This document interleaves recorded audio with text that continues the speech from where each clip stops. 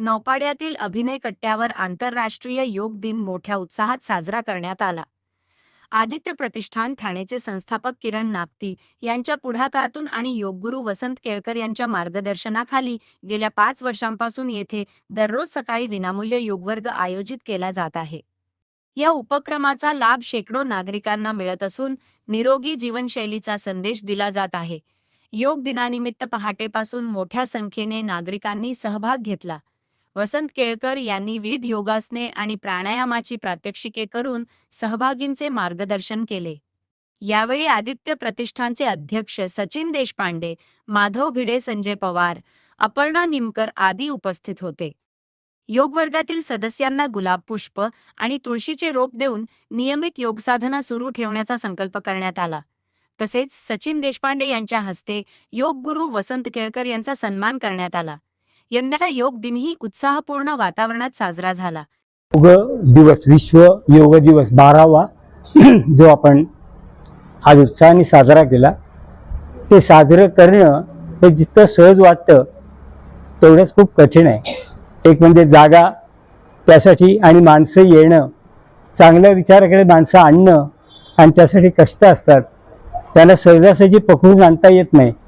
योगशास्त्र तर सांगतं जबरदस्ती बिलकुल करू नका, आपण लोकांना येऊ दे। मग त्यासाठी त्यांना ओढून घेण्यासाठी काहीतरी ऊर्जा वापरायला लागते आणि ती सकारात्मक ऊर्जा मला वापरायची संधी या योगामुळे मिळते। तर माझ्यातलं जे कर्तृत्व तुम्हाला दिसतंय ते माझं कर्तृत्व नाही आहे, योगाने मला मिळालेली ही अत्यंत सहज अशी देणगी आहे।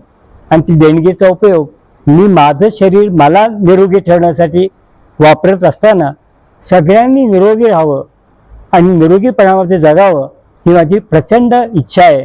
आणि त्या इच्छेसाठी आणि आनंदासाठी हे मी सगळं करतो आणि त्याला प्रतिसाद पण चांगला मिळतो। त्यामुळे ही सगळी ईश्वराची देणगी आहे आणि स्वामींचा आशीर्वाद। स्वामींना मी वंदन करतो आणि थांबतो। नमस्कार। आज जागतिक योग दिन आहे आणि आदित्य प्रतिष्ठानतर्फे आणि किरण नागती आपले संस्थापक आहेत।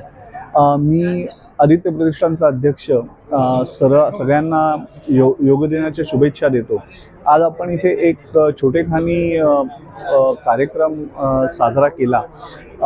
खरं म्हणजे साजरा करण्याची तशी वेगळी गरज नाही, कारण आपल्या इथे रोजच केळकर सरांच्या मार्गदर्शनाखाली इथे योग वर्ग चालतो आणि आपण इथे सगळेजण येऊन ज्या प्रकारे योगासने करतात आणि केळकर सर ज्या प्रकारे सगळ्यांना माहिती देतात योगासनांची आणि त्या योगासनांच्या प्रत्येक जे आसन आहे त्याचं सार आणि त्याचं महत्त्व समजावून सांगतात आणि ह्याचा फायदा खरंच सगळ्यांना होतो।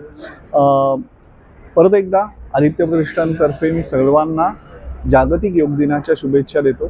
धन्यवाद।